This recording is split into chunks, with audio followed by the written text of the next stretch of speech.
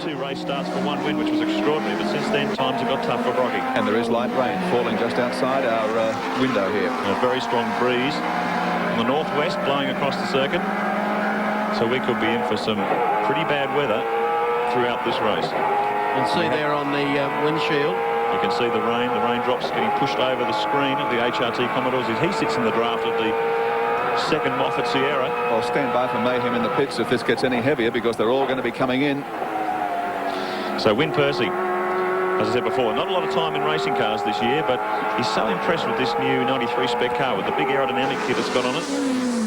It's a much easier car to drive. Doesn't move around on springs like the other cars, the earlier model Commodores. Not nearly as physical car to drive, and that's really good for Win when he's dialing himself back into a car he hasn't really driven for 12 months. So it is. Must be a tough assignment. That is in the wet with a Sierra at Mount Panorama. Well, actually, if it does start to rain, the Commodores won't be in too bad a shape, because with these big wings on it, it's a very heavy car, and this thing will work pretty well in the wet. I understand that, but I was talking about the Sierra. Well, the Sierra's another thing, yeah, as you say. Dancing around a bit. Wind starts to put the pressure on, comes down the inside. They come through Castrol. Just a great dice. These two very evenly matched. Obviously, Klaus has a speed advantage on the straights with the grunt of the Turbo Ford, 550 horsepower, as opposed to the probably just over 500 for the 7,500 RPM restricted V8. But Win is making up his time through the corners. Sensational handling on that side of the mountain, certainly showing the disadvantage of the Ford Sierra in this tight, twisty parts of the circuit. Great shots there on our Dunlop race cab. It goes beneath the GAO bridge and works its way down Subaru Straight. And Percy hard at work in the office of car 16. Absolutely flat. And look at his approach shot here. Down on the inside. Moment of truth now for Klaus Niedzwitz. And through we go. Third place. A Holden moves into the top 3 of the Tooheys 1000.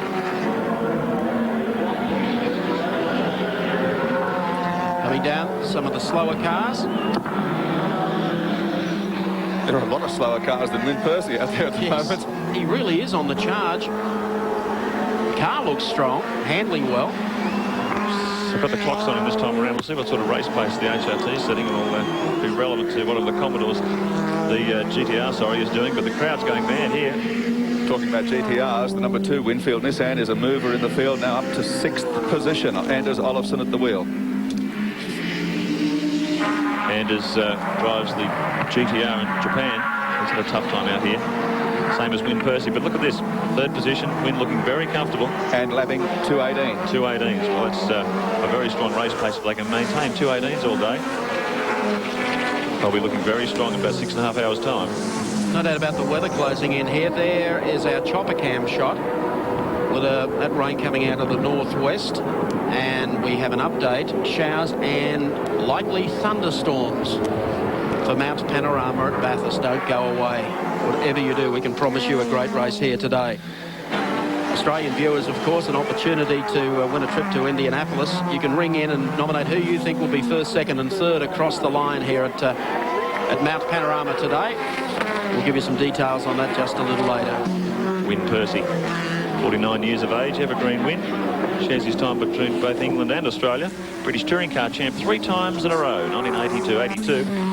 And also won the Spa 24-hour race twice, 84 and 1989. He's a really experienced endurance campaigner. And he and Grice are an excellent driving combination for Bathurst today. Well, he copped a bit of stick after his drive at Sandown, and it's great to see that he's back in absolute top form here at Mount Panorama. There is our race leader, Mark Scaife, aboard the awesome all-concrete Winfield Nissan GTR. These boys are looking very confident here today, setting a pace which no one ever seems to be holding on to at this stage. And the car, despite all of this, looks very, very comfortable. Just looking at the gap from Mark Scaife back to Dick Johnson. It's out to about 14 seconds. And everything looking good for Winfield Team Nissan as we check them out on the Caltex race score. Mark Scaife is the leader of the great race, 11.408 seconds in front of Johnson Bow. Then in 3rd spot, Win Percy and Alan Grice. 4th is Klaus Niedzwitz and Greg Hansford in the Sonova Sierra. 5th, car number 2, Anders Olofsson and Neil Crompton yet to drive. 6th, car number 15, Mazzera and Jones in the HRT Commodore. 7th spot, Larry Perkins and Steve Harrington and the Bob Jane T-Mart's Commodore. 8:30, Glenn Seaton and Alan Jones and the Peter Jackson Falcon EV. 9th is 35, Wayne Park and David Parsons and the Peter Jackson Sierra. And rounding out the 10:55, Andy Medecky and Troy Dunstan and the Mobile One Commodore. We'll be back in a moment. Panorama Bathurst. We're working lap 18 of 161. Going to be a long day here. Hope you hang in with us. The weather's closing in. We've got a fascinating race going. Win Percy is closing on Dick Johnson. And we're looking back in the top 10 here for Andrew Medecky in the number 55. Mobile Commodore. David Parsons, the Wayne Park right behind him. And look who's coming up into 12th spot or 11th spot now is Tony Longhurst, or Johnny Cicotto, I should say, in the number 25 Benson and Hedges car. So some great scraps in the middle of the field. Now Peter Brock, of course, maybe looking at his car 55 running around, but he can't do anything about it. The new regulations come into force this year in the Tooheys race, no cross entering, as we've seen in previous years. So Peter Brock will have to stick with 05. And as we watch the battle for 10th, 11th and 12th position at the head of the field, Mark Scaife is circulating. Last lap time, 2 minutes 17.3. This is race time, remember? That really is astonishing. If they keep that sort of thing up all day, they've got it in the bag. Unbelievable race pace. Andy Medecky down on the inside. The man they call Mad Andy. He certainly put on quite a show here in 1987 when he took on the works cars in a locally prepared Ford Sierra. Since then hasn't done a lot of racing. He was an open wheeler specialist a number of years ago in Formula Pacific and Formula 2. And look at this, Tony Longhurst pushing his way through the back markers. Comes up behind the Parsons Park Peter Jackson Sierra. And Longhurst on a charge. The car obviously proving fairly effective. Moving up through the field after that tragic incident in the warm-up this morning. Certainly shocked everybody. And you can see he's still wearing a bit of the battle damage. Lots of the magic tape holding it all together on the front there. One car that isn't too effective is car 50, the Sierra, driven by Brian Sala. Kevin Weeks, I see it's been parked over in the pits for about the last 10 minutes. It's not going anywhere for a long time.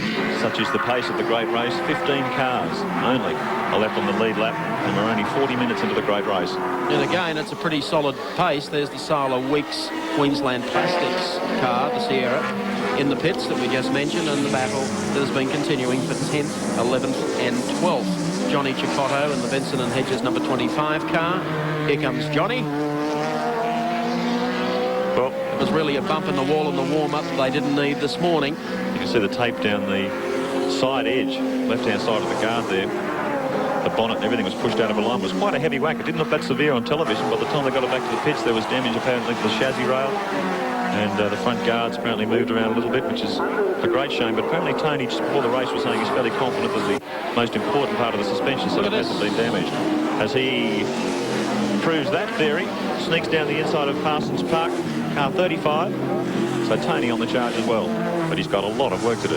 Race leader. Johnny Cicotto, I should say. Race leader Mark Scaife now has a 17-second break over second place Dick Johnson. A further 20 seconds then to win Percy in the third car, the Commodore Chevy V8.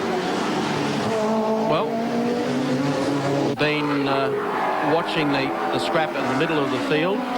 Any number of dices going on at the moment. Certainly we're also following the ride to the front by Win Percy, or at least to try and haul back. The man who's dominated the race since the second lap, and that, of course, is Mark Scaife. Johnny Cicotto using all the road as he swings through into Caltech's chase on the charge, trying to make up this deficit as he's picked his way through the field. He's obviously cutting some very quick laps here. Former World 350cc motorcycle championship, or champion I should say, made the transition to racing cars, reached the very heights of Formula 1 before having a shocking accident, which put him out of open wheelers and into touring cars, and since then he has been one of the fastest, most consistent touring car drivers in Europe. Here's the man leading them all, the merry dance in the number 1 Winfield Nissan, Mark Scaife. In fact, the Winfield crew now got both their cars in the top 5. Anders Olofsson at the wheel of the number 2 car in 5th position. 45 seconds astern of his teammate, but making up miles of ground. John Brady is with team leader Fred Gibson. Yeah, thanks, Gary. Fred, 18 laps in about 18 seconds. It's not a bad run. No, it's not going too bad, John. The whole thing is exactly what we thought would happen. The pace dropped off very quickly, and we're all doing 17s and 18s now. It looks like raining as well, so I think a lot's going to happen as the day goes on. And there are a lot of people here roguing up saying, I hope it doesn't rain. You are absolutely hoping it pours, I would imagine. Yeah, we are, John, really. If it rains, it's good for the cars, it's good for the four-wheel drive and the cars. But, like, you know, I don't really mind. If it stays dry, we'd like to have a race as well. It's going according to plan so far. There's a long way to go yet, pal. There was talk Dick Johnson might try and burn you guys around at the start and hope to wait and make something break. Obviously, you answered that. No, the thing is, Mark was going to attack if Dick wasn't doing his pace, and Dick was really holding Mark up a little bit. We wanted to sort of do our own pace in the race. We've done that. We sort of broke it down. Really, now it's a matter of setting ourselves a pace for the rest of the day. Fred, thanks a lot. Good luck. Thanks, John. Freddie Gibson sounding, well, reasonably confident for Fred, and he should. I don't know how much more confident you feel. I know it's a long way in this race and things are looking good. He's got a young charger there in Mark Scaife as we take the Nissan race cam. The brake's a bit of a tap. Freddie's just so confident about this car. Been totally rebuilt from front to back, both car 1 and 2. He's over-engineered the car, he was telling us yesterday. Everything else, suspension components, everything through the car has gone one size up. So he's over-engineered the car, allowing for the weight. And all these guys at the Nissan team are very confident this car will just rocket around here for 6.5 hours, and I believe so as well. Mark Scaife hard at work in the office of the GTR. Word is from the weather station that we're going to have heavy rain within the hour, which will once again fall into the lap of the GTR. Cotter Dillman, Former class winners here, Mount Panorama, 1989. This is the same car, or that was the same car, the Impala Kitchens car, as we go back to race leader Mark Scaife. picking his way through the traffic. One of the dramas may emerge in this race later on. 28 rookies in this year's race, almost a quarter of the drivers in this year's field are here for the first time. And if it starts to rain, it's going to be quite a drama for the fast guys picking through the inexperienced drivers. And I guess that's what caught Johnny Chicotto out this morning. Just an example, perhaps, of things to come. Well, one man that's not a rookie here is Bob Tyndall, the well-known sports sedan driver. But we haven't seen much of him. We won't see much of him either. His 75 car, the Binding Smash Repairs entry that he's sharing with Frank Binding, has been out of circulation for about the last 10 minutes with a mechanical problem. I doubt that we'll see them again. Cracking pace in the lead GTR. Fred Gibson have a smile ear to ear, and as has been said so many times, if it starts to rain, it all just falls into the lap of the GTR. Your race pace comes down. Critical things like turbo temperatures and gearbox temperatures all drop. And, of course, the added traction of a four-wheel drive system will just make it so much easier for Freddie. So Scaife continues on his merry way. As we go inside the Nissan GTR with Nissan race cam. An image of concentration. Feeds it gears and the Hollinger 6-speed gearbox as he heads up Mountain Straight into 4. Picks up 5th as he heads towards the Nissan sign and the hump. Car getting... And he goes back through the gearbox and swings up into this steep right-hander as he heads toward the top of the mountain once again. There's the man running second, Dick Johnson, car number 17, the Shell Sierra. He's coming up to put a lap, I think, on Graham Moore, I believe it is, in the Strathfield car radio entry. That's the Triple M car to be driven later today by Wayne Gardner. And 2 laps on the BMW 635 of Ray Golson. Race starting to settle down into the pack. Mark Scaife disappearing into the distance as we welcome Doug Mulray to the call team. Doug, good to have you aboard. Nice to be here, Mike. It's been a fantastic race, a dramatic race first up. A lot of disappointment with Rocky, but he's back out there. And the people at the top of the hill will be more than pleased about that.